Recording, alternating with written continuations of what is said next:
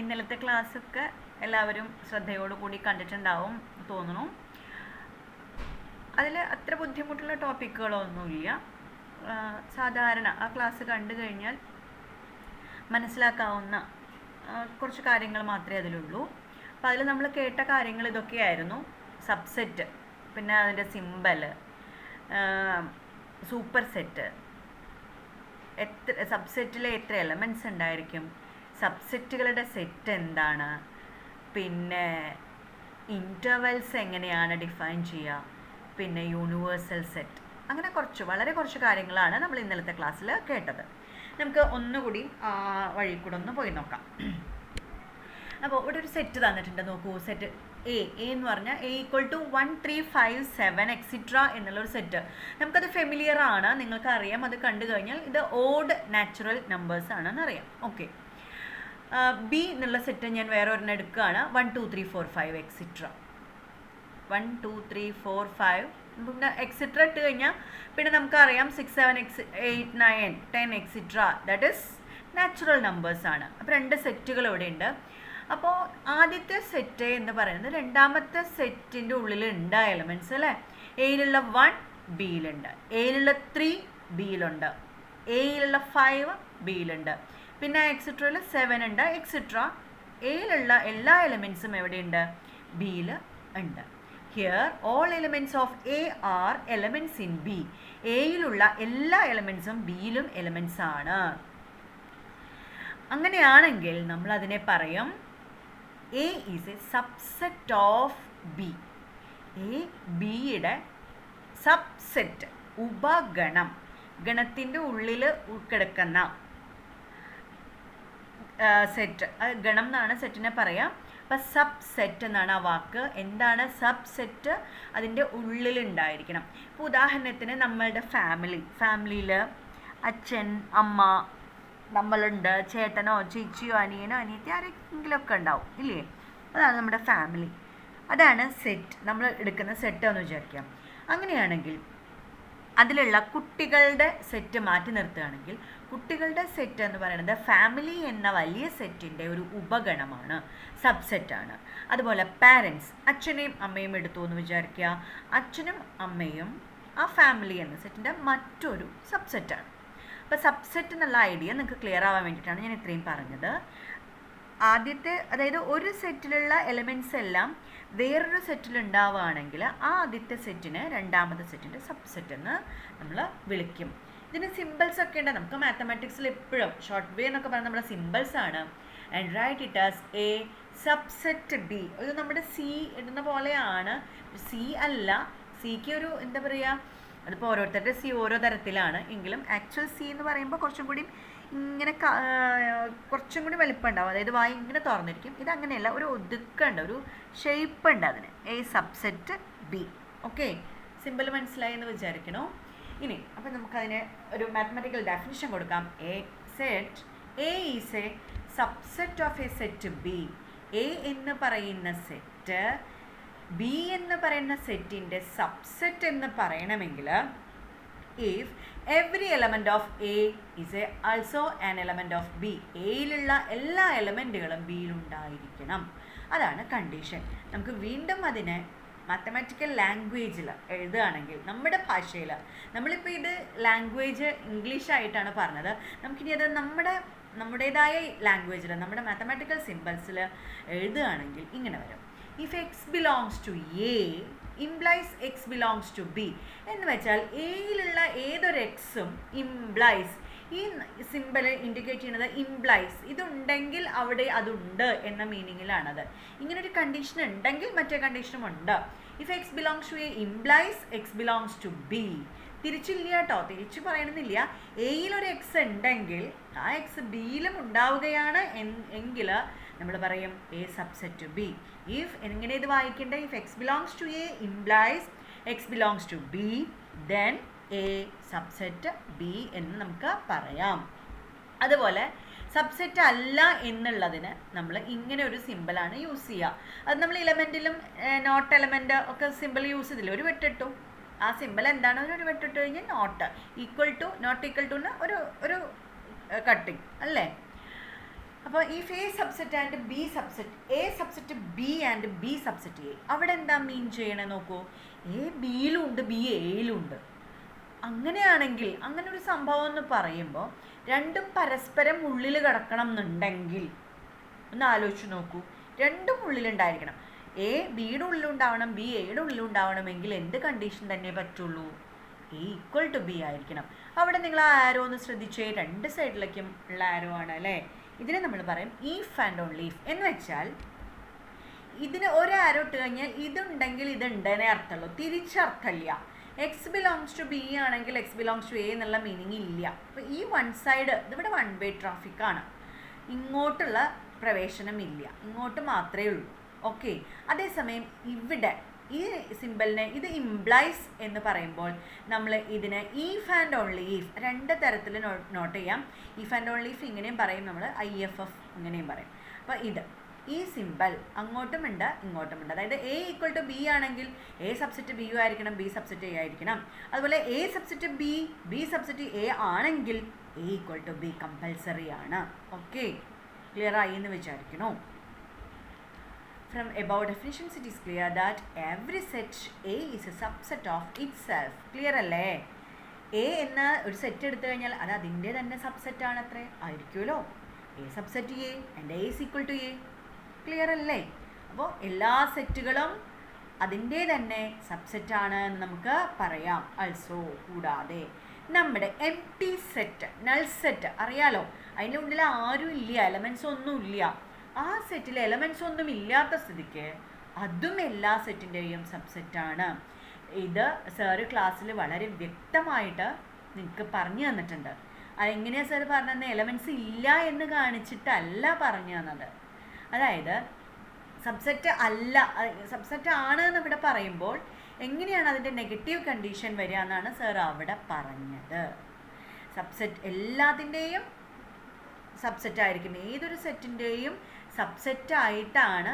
Subset അല്ലാതിരിക്കാൻ എന്താ condition, അതിലുള്ള ഒരു എലമെൻറ്റ്സ് ഇതിൽ വേണ്ടേ, അങ്ങനെയല്ലേ, അല്ലെങ്കിൽ ഇല്ലാതിരിക്കണ്ടേ. ഇതിൽ ഒരു എലമെൻറ്റും ഇല്ല, അപ്പോൾ നൾ സെറ്റാണ്. മനസ്സിലാവുന്നുണ്ടോ? ആ പറഞ്ഞ എക്സ്പ്ലനേഷൻ നിങ്ങൾ ഒന്നുകൂടി ഒന്ന് വ്യക്തമായിട്ട് കേട്ട് നോക്കുക. കാരണം ഞാൻ ഇവിടെ എക്സാമ്പിൾ എഴുതിയിട്ടില്ല, അവിടെ സാറ് വിത്ത് എക്സാമ്പിളാണ് പറഞ്ഞത്. ഒരു സെറ്റ് എടുത്തിട്ട് എങ്ങനെ നൾ സെറ്റ് അതിൻ്റെ സബ്സെറ്റായി എന്നുള്ളതിന് ഉദാഹരണം കാണിച്ചു തന്നിട്ടുണ്ടായിരുന്നു, ഉദാഹരണ സഹിതം അവിടെ എക്സ്പ്ലെയിൻ ചെയ്തിട്ടുണ്ടായിരുന്നു. അപ്പോൾ അതൊന്നുകൂടി ഒന്ന് കേട്ടോളൂ കേട്ടോ. അപ്പോൾ നൾ സെറ്റ് എന്തായാലും ഒരു സെറ്റിൻ്റെ സബ്സെറ്റാണ്. അപ്പോൾ ഒരു സെറ്റിൻ്റെ നിർബന്ധമായും ഉണ്ടാവേണ്ട സബ്സെറ്റുകൾ ഏതൊക്കെയാണ്? Null set and the set itself. ഇനി അതിനിടയിൽ വേറൊരു കണ്ടീഷൻ ഉണ്ട്, എയും ബിയും രണ്ട് സെറ്റാണ്. A subset B and A not equal to B. അതായത് ഇപ്പം നമ്മൾ പറഞ്ഞത് എന്താ, എല്ലാ സെറ്റും അതിൻ്റെ സബ്സെറ്റാണ് എന്ന് പറഞ്ഞു.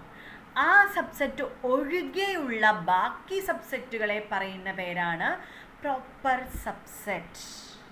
അതായത് ഇപ്പോൾ ഒരു സെറ്റ് എടുക്കുകയാണെങ്കിൽ ആ സെറ്റ് അതിൻ്റെ സബ്സെറ്റാന്ന് പറഞ്ഞല്ലോ, ആ സബ്സെറ്റിനെ ഒഴിവാക്കാം, ബാക്കിയുള്ള സബ്സെറ്റുകൾ അതാണ് നമ്മളിങ്ങനെ എഴുതിക്കുന്നത്. സബ്സെറ്റ് ആയിരിക്കണം, പക്ഷെ സെറ്റിനോട് ഈക്വൽ ആവരുത്. ബിയുടെ സബ്സെറ്റാണ് പക്ഷെ ബി ആവരുത്.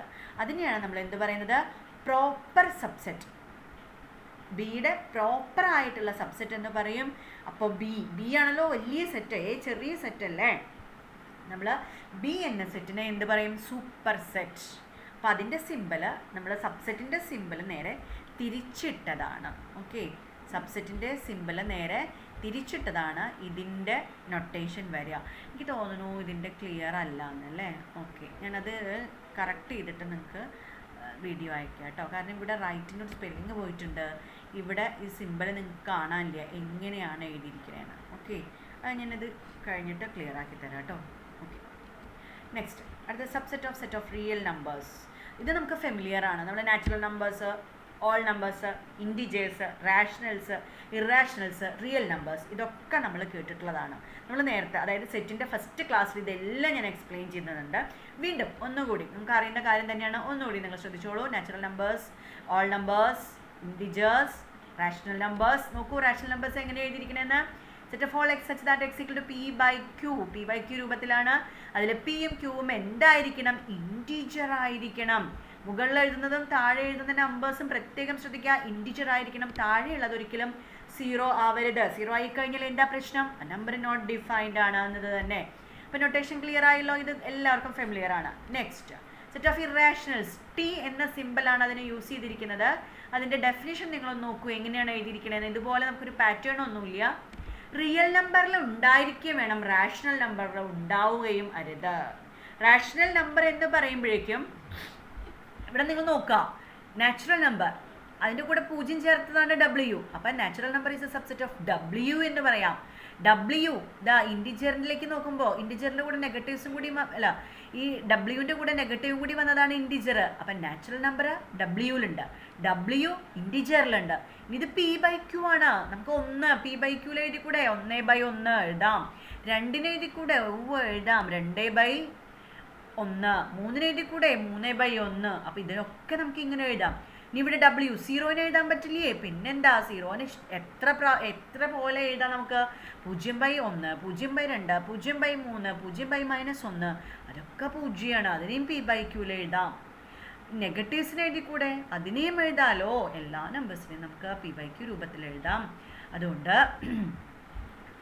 ഈ ഇവിടെ പറഞ്ഞിരിക്കുന്ന ക്യൂവിൽ ഉണ്ടാവാൻ പാടില്ല. അപ്പം ഇതിലൊന്നും ഉണ്ടാവാനും പാടില്ല. എന്നെ എവിടെ ഉണ്ടാവുകയും വേണം? 6 ഉണ്ടാവുകയും വേണം. അത് ഏതാ നമ്പേഴ്സ്? അത് അന്ന് പറഞ്ഞിട്ടുണ്ടായിരുന്നു, √2, √5 എക്സെട്ര.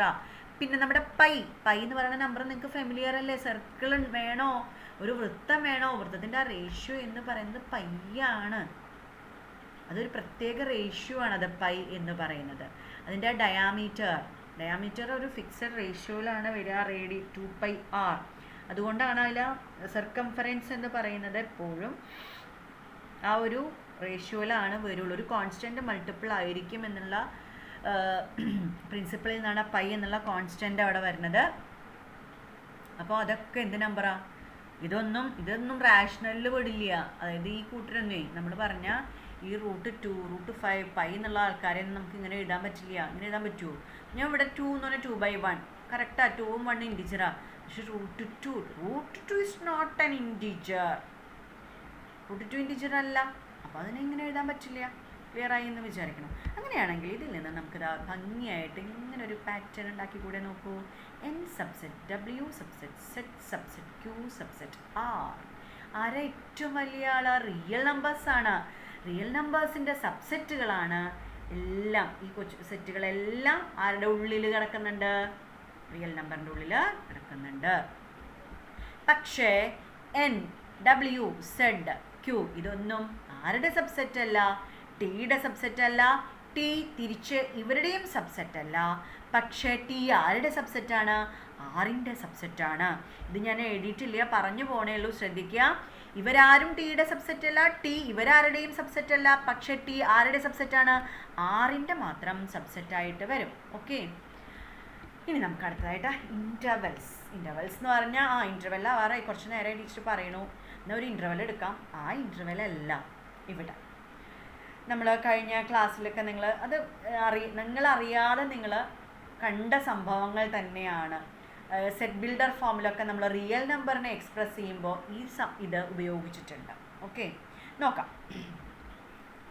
ഞാനിപ്പോൾ ഇവിടെ ഒരു സെറ്റ് ഇങ്ങനെ റെപ്രസെൻറ്റ് ചെയ്യാണ്. Set of all real numbers between 1 and 2. നമുക്കിതിനെ റോസ്റ്റർ ഫോമിൽ എഴുതാൻ പറ്റില്ല എന്നറിയാം. പിന്നെ നമ്മൾ ഇങ്ങനെ നീട്ടി പരത്തി എഴുതാതെ നമുക്ക് ഒന്നും മാത്തമാറ്റിക്സുകാർക്ക് ഒരിക്കലും ഇതുപോലുള്ള എഴുത്തുകൾ ഇഷ്ടമല്ലല്ലോ. നമ്മളെപ്പോഴും എന്താ ചിന്തിക്കുക? നമുക്കിതിനെ വളരെ ക്യൂട്ടായിട്ട് ഒന്ന് ഒതുക്കിയൊക്കെ ഒന്ന് എഴുതാനാണ് നമ്മൾ ശ്രമിക്കുക, അല്ലേ? നമുക്ക് അങ്ങനെ വേണം. അപ്പം നമ്മൾ എഴുതുമ്പോൾ എങ്ങനെയാണ് ഇതിനൊന്ന് റെപ്രസെൻറ്റ് ചെയ്യുക?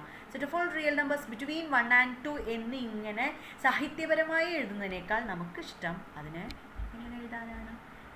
X such that 1 less than X less than 2. ഇതിൻ്റെ അർത്ഥം എന്താ? ഇവിടെ എക്സ് ബിലോങ്സ് ടു ആർ ഉണ്ട്, അത് ക്ലിയർ ആണ്, റിയൽ നമ്പേഴ്സ് ഉണ്ട്.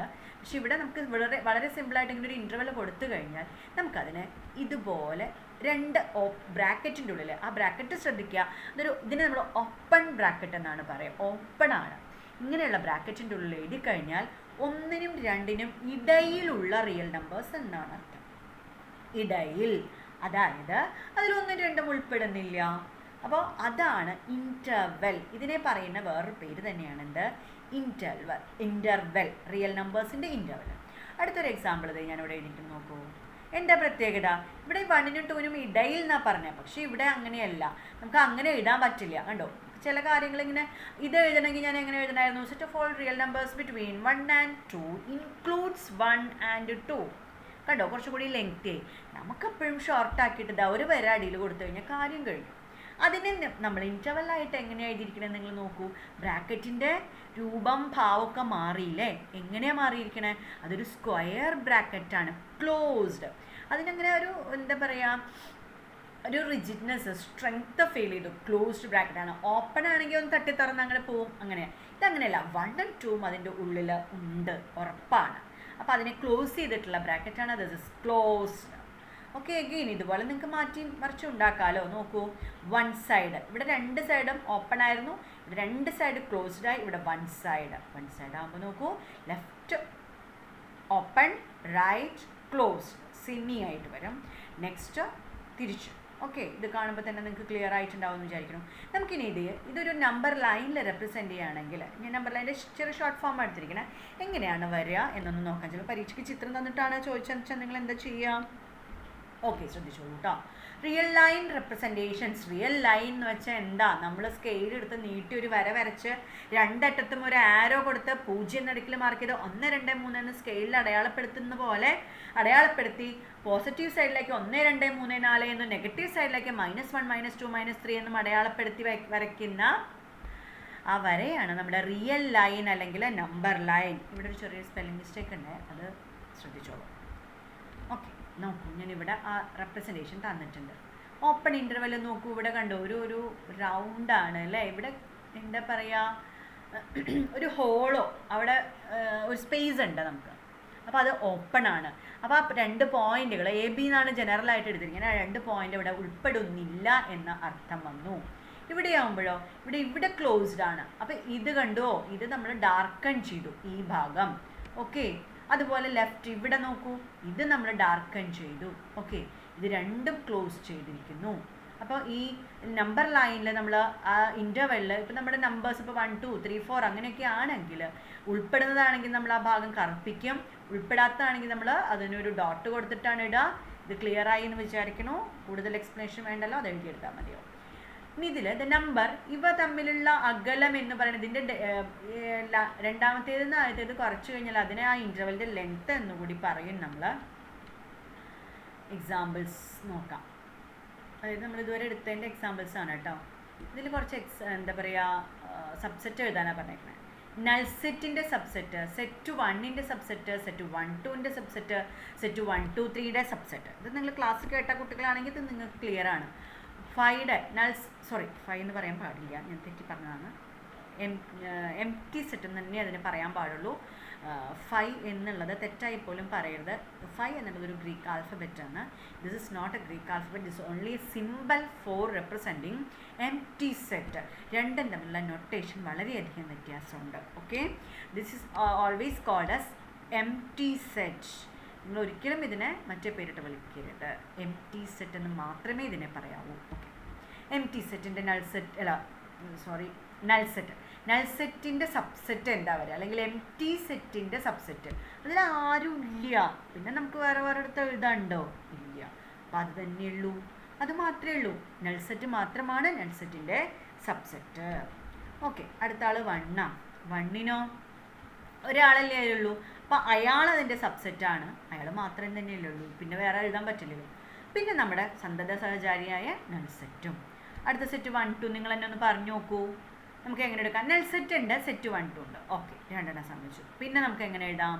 പിന്നെ നമുക്ക് സെറ്റ് 1 എഴുതാം, സെറ്റ് 2 എഴുതാം. അപ്പോൾ എത്ര എണ്ണമായി? 4. ഓക്കെ, അടുത്തത് 3 എലമെൻസിലുള്ളത് സെറ്റ് 1, 2, 3. ഇങ്ങനെ നമ്മൾ എഴുതും. നൾസെറ്റ് എഴുതും, സെറ്റ് എഴുതും. പിന്നെ നമ്മൾ ഓരോന്ന് പിറക്കി എഴുതാം. 1 സെറ്റ് 1, സെറ്റ് 2, സെറ്റ് 3. ഓക്കെ, പിന്നെ നമ്മൾ എങ്ങനെ എഴുതണം? Set 1, 2, set 1, 3, set 2, 3. ഓക്കെ, അപ്പോൾ എത്ര എണ്ണ ആയി ആകെ നോക്കൂ? 1, 2, 3, 4, 5, 6, 7, 8. ആ 3 എണ്ണാണെങ്കിൽ എത്ര സബ്സെറ്റായി? 8 സബ്സെറ്റായി. അപ്പോൾ ആ സബ്സെറ്റുകളുടെ പാറ്റേൺ പോകണം നോക്കൂ. എലമെൻറ്റ്സ് ഒന്നും ഇല്ല വെച്ചാൽ ഒരു സബ്സെറ്റ്, ഒരെലമെൻ്റ് ആണെങ്കിൽ 2 സബ്സെറ്റ്, 2 എലമെൻ്റ് ആണെങ്കിൽ 4 സബ്സെറ്റ്, 3 എലമെൻ്റ് ആണെങ്കിൽ 8 സബ്സെറ്റ്. അപ്പോൾ ഇനിയിപ്പോൾ അടുത്തത് പറഞ്ഞ കൂടി എഴുതുകയാണെങ്കിൽ നമുക്ക് ഊഹിച്ചു കഴിഞ്ഞാൽ അറിയാം, ഒരു സെറ്റും കൂടി അവിടെ വരികയാണെങ്കിൽ എങ്ങനെ വരും? ഇത്രയും തന്നെ വീണ്ടും എഴുതേണ്ടി വരില്ലേ? ഇത്രയും സെറ്റ് തന്നെ നമ്മൾ വീണ്ടും റിപ്പീറ്റ് ചെയ്ത് എഴുതണം. കാരണം ഒരു 4 ഇവിടെ കൊടുത്തു കഴിഞ്ഞാൽ ഇതിൻ്റെ കൂടെയൊക്കെ വീണ്ടും, അതായത് ഇതുകൾ എഴുതണം, ഇതൊക്കെ അതിൻ്റെ സെറ്റായിട്ട് വരും. പിന്നെ ഇതിൻ്റെ കൂടെയൊക്കെ 4 കൊടുത്ത് എഴുതണ്ടേ? അപ്പോൾ വീണ്ടും ഇപ്പോൾ ഓൾറെഡി നമ്മൾ 8 എണ്ണം എഴുതി വെച്ചിട്ടുണ്ട്. അത് ശ്രദ്ധിച്ചറിയാം, ഇവിടെ ഒന്നും ഉണ്ടായിരുന്നില്ല. ഒരെണ്ണം വന്നപ്പോൾ നമ്മൾ എന്താ ചെയ്തേ? അതിൻ്റെ കൂടെ ആ ഒരെണ്ണം ആഡ് ചെയ്തപ്പോൾ 2 ആയി. ഇനി ഒന്നിന് 2 എണ്ണം ആയിരുന്നു അല്ലേ? ഇതിൻ്റെ കൂടെ ഒന്നുകൂടി ഇപ്പോൾ 2 എണ്ണമായി. ഇത് 2 എണ്ണത്തിൽ വീണ്ടും ഒരെണ്ണം വന്നപ്പോൾ നമ്മൾ എന്താ ചെയ്തേ? ഇതിൻ്റെ കൂടെ വീണ്ടും അത്രയും തന്നെ ആ 2 കൂടി ആഡ് ചെയ്തപ്പോൾ 4 ആയി. ഇവിടെ എന്താ ചെയ്തത് നമ്മൾ? 1 2 1 2, അതിൻ്റെ കൂടെ ആ 3 കൂടി, ഈ സെറ്റ് 3 കൂടിയും ഇതിൻ്റെ കൂടെ അങ്ങോട്ട് ഉൾപ്പെടുത്തിയപ്പോൾ 8 ആയി. അപ്പോൾ അടുത്തതിന് എത്രയാവും? 4 എലമെൻറ്റ്സ് ആണെങ്കിൽ അപ്പോൾ എത്ര വരിക? 16 ആവും. അടുത്ത് 5 എലമെൻറ്റ്സ് ആണെങ്കിൽ അപ്പോൾ എത്ര വരിക? 32 ആവും. 6 എലമെൻറ്റ്സ് ആണെങ്കിൽ അപ്പോൾ എത്ര വരിക? 32ൻ്റെ ഇരട്ടി 64 ആവും. ഇങ്ങനെ പോകുമ്പോൾ അതിനൊരു പാറ്റേൺ നമുക്ക് കൊടുക്കാൻ സാധിക്കും. അതായത് നമുക്ക് എങ്ങനെ കിട്ടിയേ? 1 2 1 2 4 8 16 32 അങ്ങനെയല്ലേ പോണേ?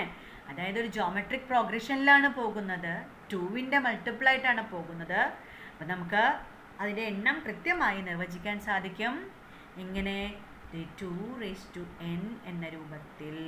ഒരു സെറ്റിൽ n എലമെൻറ്റ്സ് ആണെങ്കിൽ നമ്പർ ഓഫ് സബ്സെറ്റ് 2n ആയിരിക്കും. എലമെൻറ്റ്സ് ഒന്നുമില്ല, സബ്സെറ്റ് 1, 2 ഒന്നുമില്ലല്ലോ, 0, 2 0 1, ഒരെണ്ണം 2 1 2, രണ്ടെണ്ണം 2 4, മൂന്നെണ്ണം 2 3 8. ഇത് സാർ ഒരു ടേബിളിലൊക്കെ അവിടെ കൃത്യമായിട്ട് കാണിച്ചു തന്നിട്ടുണ്ട്, ജനറലൈസ് ചെയ്തിട്ട്.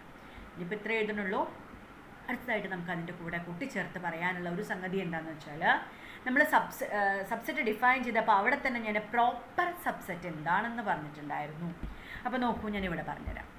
ഇവിടെ സെറ്റ്, ആ സെറ്റ് ഇറ്റ്സെൽഫ് തന്നെയാണ് പറഞ്ഞിരിക്കുന്നത്, അതിന് അത് മാത്രമേ ഉള്ളൂ. പിന്നെ അതിൽ കൂടുതൽ ഭാരിച്ച അന്വേഷണങ്ങൾക്കൊന്നും പോകേണ്ട ആവശ്യമില്ല. ഇവിടെ നോക്കൂ, ഇതിൽ ഈ 1 എന്ന് പറയുന്നത് പ്രോപ്പറാണോ?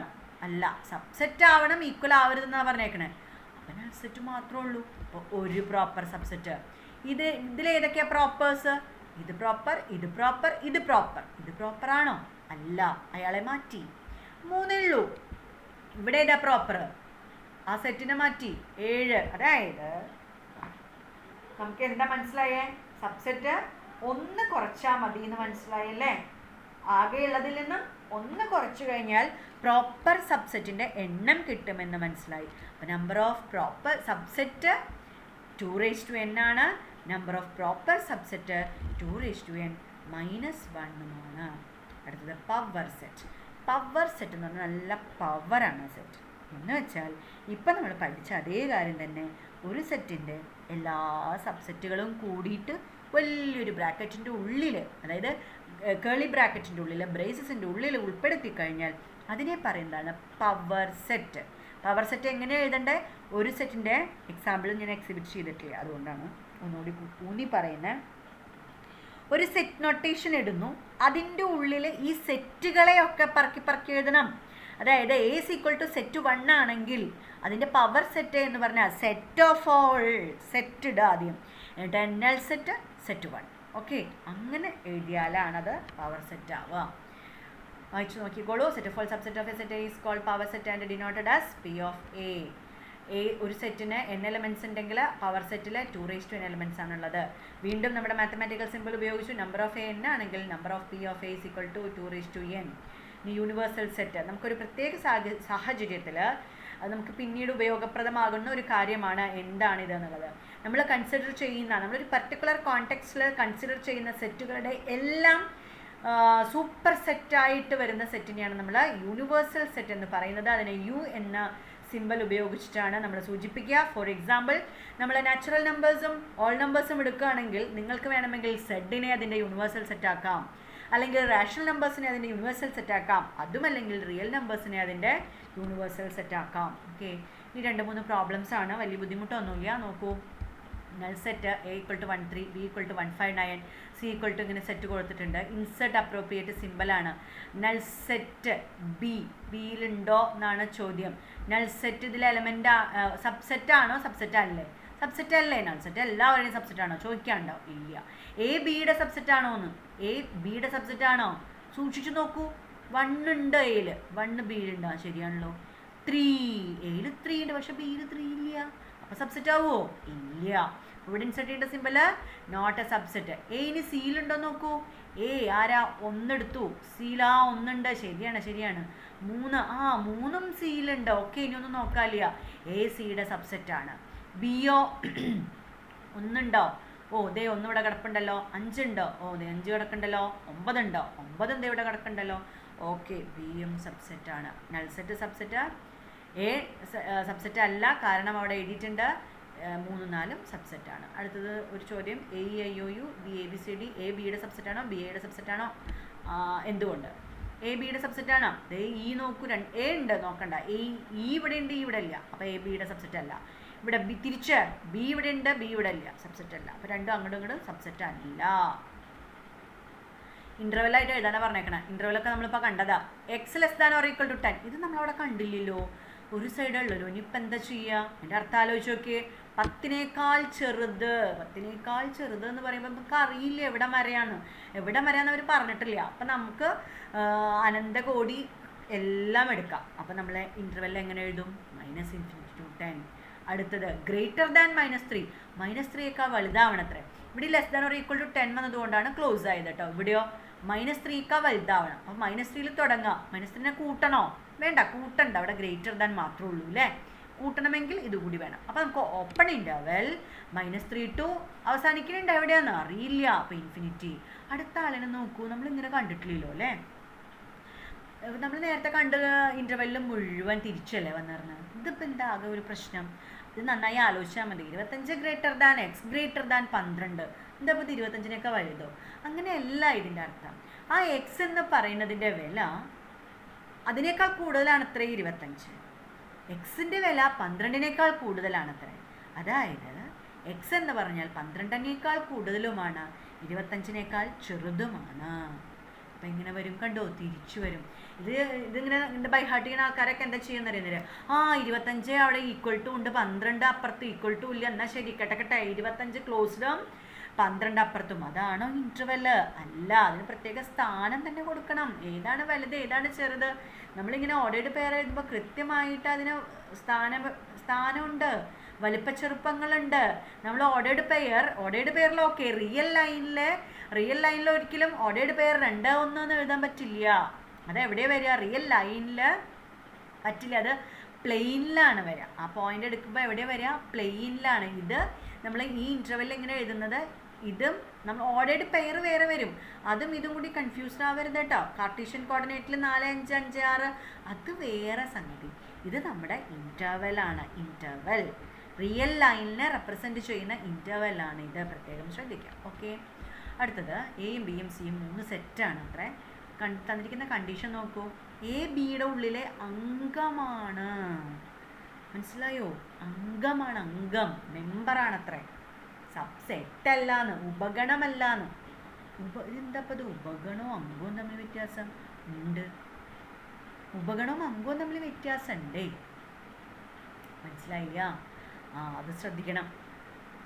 ചോദ്യം ഇതാണ്, എ ബിയുടെ മെമ്പറാണ്, ബി സിയുടെ ഉപഗണമാണ്, എ സിയുടെ സബ്സെറ്റ് ആണോ?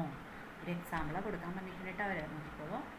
അല്ല എന്നാണ് ഇപ്പം ഞാൻ ഇവിടെ ആദ്യം എഴുതിക്കണം. നമുക്ക് ആദ്യം എഴുതാൻ പറ്റില്ല, നമുക്ക് ചെയ്ത് കഴിഞ്ഞാൽ അറിയാൻ പറ്റില്ല. ഞാൻ എ എന്നുള്ളതൊരു സെറ്റ് 1 എടുത്തേ. അപ്പോൾ ഇവർ പറയുന്നത് എന്താണെന്നറിയോ? ഈ എ എന്ന് പറയുന്ന സെറ്റ് തന്നെ ബിയിലുണ്ടാവണമെന്ന്. അപ്പം ഞാൻ ബി എങ്ങനെ എടുക്കണം? എ എന്ന സെറ്റിനെ ഉൾപ്പെടുത്തി, പിന്നെ എനിക്കിഷ്ടമുള്ള ഒരു എലമെൻറ്റും കൂടി ചേർത്തു, 2. ഇത് തന്നിട്ടുള്ളതല്ല, നമ്മൾ ആലോചിച്ചുണ്ടാക്കണതാണ്. നിങ്ങൾക്ക് ഇത് ഉപയോഗിച്ചിട്ട് വേറെ ഉണ്ടാക്കാം കേട്ടോ. ഇനി എന്താ പറയുന്നത്? ബി എന്ന് പറയുന്ന ആള്, ബി എന്ന സെറ്റ് സിയുടെ സബ്സെറ്റ് ആയാൽ മതി. ഓക്കെ, സബ്സെറ്റ് അല്ലേ? നോക്കൂ, ബി സെറ്റ് 1, 2 അതിലുണ്ടല്ലോ. പിന്നെന്താ ബി എന്ന് പറയണത് സെറ്റ് 1, 2 എന്ന് പറയണ ആ സെറ്റ് ഇതിൻ്റെ സബ്സെറ്റായിട്ട് വന്നാൽ, അങ്ങനെയാണെങ്കിൽ ഉപഗണം ആയിട്ട് അതിൻ്റെ ഉള്ളിൽ ഉണ്ടായാൽ മതി. സബ്സെറ്റ് ആവണമെങ്കിൽ എന്താ വേണ്ട? ബി സബ്സെറ്റ് സി ആവണമെങ്കിൽ ബിയിലുള്ള എലമെൻറ്റ്സ് സിയിലുണ്ടാവണം എന്നുള്ളതാണ് കണ്ടീഷൻ. ബി സിയുടെ സബ്സെറ്റ് ആവണമെങ്കിൽ ബിയിലുള്ള എല്ലാ എലമെൻറ്റ്സും സിയിലുണ്ടായിരിക്കണം. നോക്കി, സെറ്റ് 1 ബിയിലുണ്ട്. സെറ്റ് 1 ആണ് കേട്ടോ, വെറും 1 അല്ല ബിയിലുള്ളത്, സെറ്റ് 1 ആണ്. സീലില്ലേ? ആ ഉണ്ട് ഉണ്ട് ഉണ്ട്, സീലുണ്ട്. Okay, correct.